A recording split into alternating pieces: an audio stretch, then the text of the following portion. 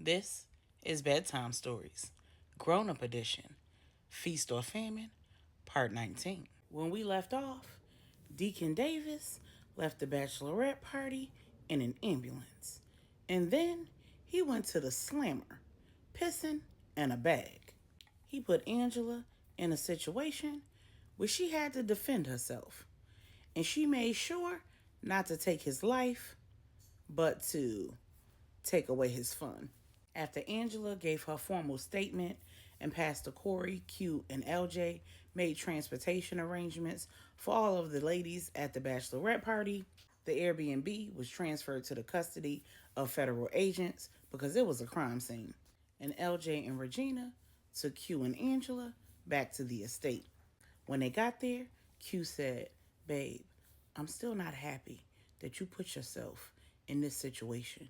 I understand that the work you're doing with the women's ministry is a lot bigger than just having crucial conversations. But your safety has to be paramount, and you can't leave me out of stuff like this." Angela said, "I understand, but I need you to understand that you can support me without having all of the information, simply by trusting my ability to make good decisions and to handle myself. If I have to choose between following God's direction and staying safe, I'm going to choose God's direction and let Him keep me safe. Doesn't mean that I'm not willing to hear you out or that I don't respect you." Q said, "That's what it feels like. We're going to have a hard time if my wife is out here doing whatever she wants, whenever she wants." Angela said, "And we're going to have a hard time if my husband thinks that he can control what I do, how I move, and when. There are things that you deal with on your job that I can't help you with or control. And to me, this isn't any different. Remember the whole respecting what you don't understand?" You said, "Touche. But let me say this. One of the reasons why law enforcement agents don't use civilians in investigations is because we can't provide them with all of the details of the investigation. And because we can't have them going rogue vigilante like you did tonight. Somebody could have ended up hurt other than Deacon Davis." Then Angela kind of said, "Now that's where you're right." Q said, "I know. And I'm worried about you. You shot a man tonight. Are you okay?" Q wrapped Angela in his arms and listened to her talk about how it felt to do what she did. The following day, Pastor Corey and Stephanie got married. The Salvation Center of Dallas was decorated to the hilt in Pastor Corey's fraternity colors, black and old gold. The bridal party was huge. Pastor Corey's groomsmen included members of his family, his fraternity, and the church. And Stephanie's bridal party included Angela, Marcia, Regina, Rennie, and multiple of Stephanie's friends. And Angela, her matron of honor, presented her with something old, their mother's pearls, the same ones that Stephanie presented her with the day that her and Q got engaged. The church was packed from wall to wall. Not only does Corey have a huge family, but being a member of a large pastoral family with branches of the Salvation Center all across the country meant that the church members turned out for this wedding in record numbers. In addition, Pastor Corey's a somewhat famous pastor, so his peers in the ministry came out in droves. As a result, Stephanie put her foot down.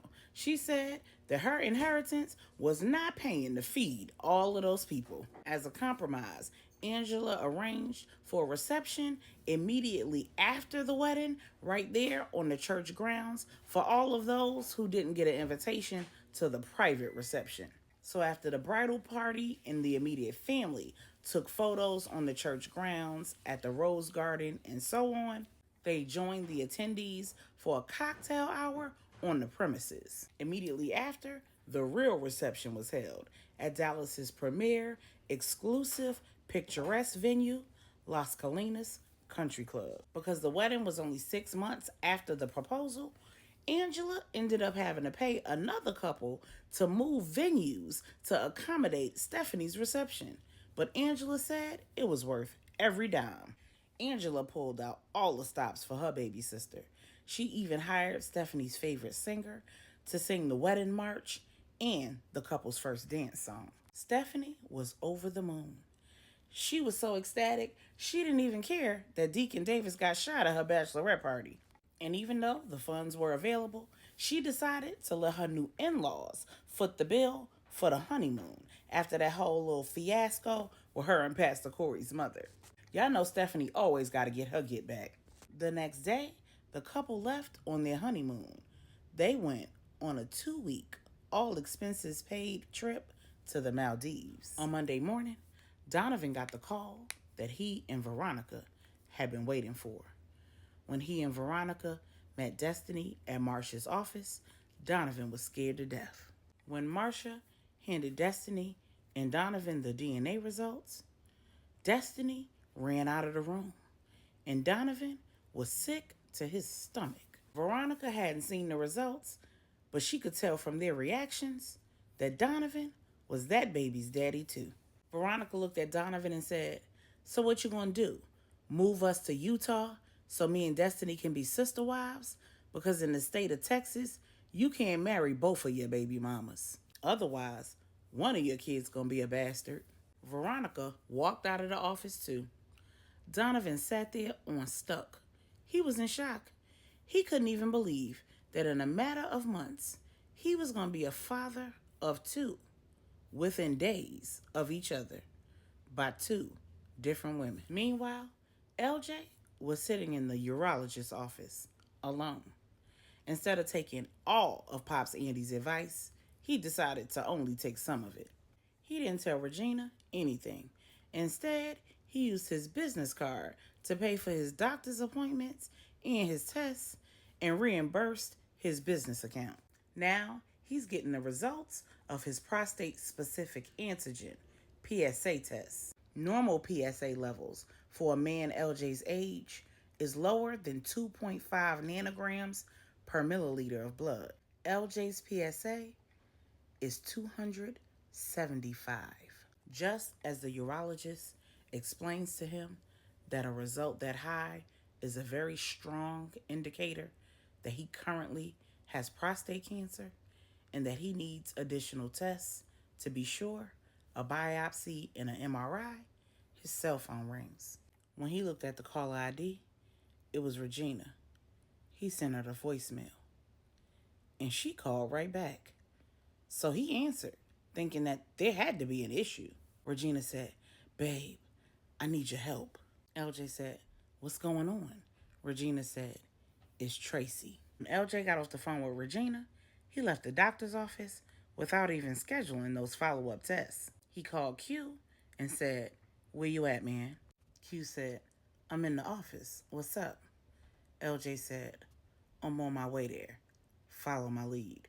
When Q and LJ hung up, LJ called Miss Bernie, Angela's chief of operations. Bernie said, "No, LJ, I don't want to get his hopes up and be wrong.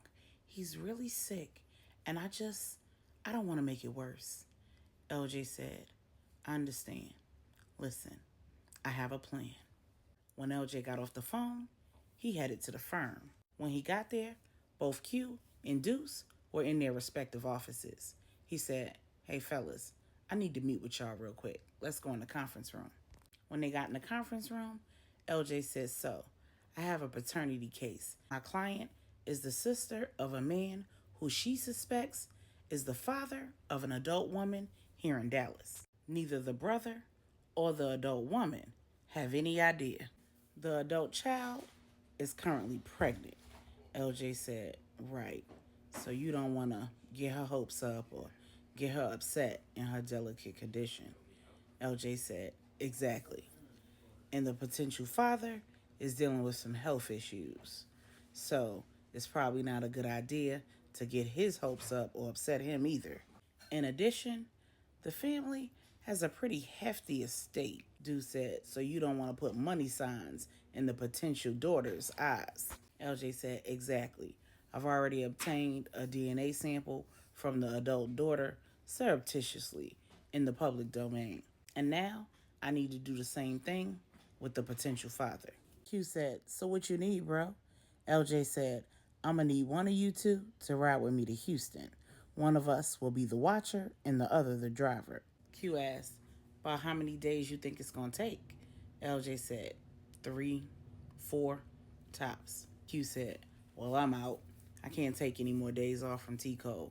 Whatever days I have left, I need to save for the wedding." Deuce asked, "Why can't you take one of the other PIs?" LJ said, "Because there aren't any that aren't currently assigned to other cases other than Brianna." Q said, "Yeah, you're right. It's gonna have to be you, Deuce." Deuce said, "Why you can't take Brianna?" Q looked at Deuce and said, "We don't do that here. We don't do women and men, PIs, traveling together. That's a no-no." Deuce said, "Why not? Y'all don't have no self-control?" LJ said, "It's not about self-control. We just prefer to avoid even the appearance of impropriety. And we don't like to give the devil no room. Hell, in my personal life, unless it's my wife or Shotty, I don't even give a broad a ride to the store. I give you money to take a cab." Q said, "Facts." Deuce said, "Let me find out them women got y'all whipped." Q said, "Ain't no woman ever whooped me other than my mama.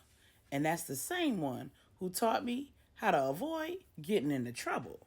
"You a married man. You mean to tell me you take those kind of chances?" Sue said, "Nah, I'm just the head of my household and I manage my woman." It took LJ everything in him not to punch Deuce right upside his big head. Instead, he said, "Then it shouldn't be no problem for you to ride with me to Houston and stay for however long it takes." Deuce said, "Well, I'm really trying to stay close to home. You know, we got a new baby and we trying to work through some things. We got some issues." LJ cut him off and said, "Oh, wait a minute, but you the head of the household and you running your wife. What happened?" Deuce said, "Come on, man. Y'all the ones who said everything ain't sweet and Arrington probably got people out here. I'm just trying to keep my wife and my baby safe." LJ looked at Q and said, "Can you put Brianna on Tracy?" Q said, "For sure, for sure. I got you, Deuce." Then LJ looked at Deuce and said, "Any more excuses?" Deuce said, "When we leaving, bro?"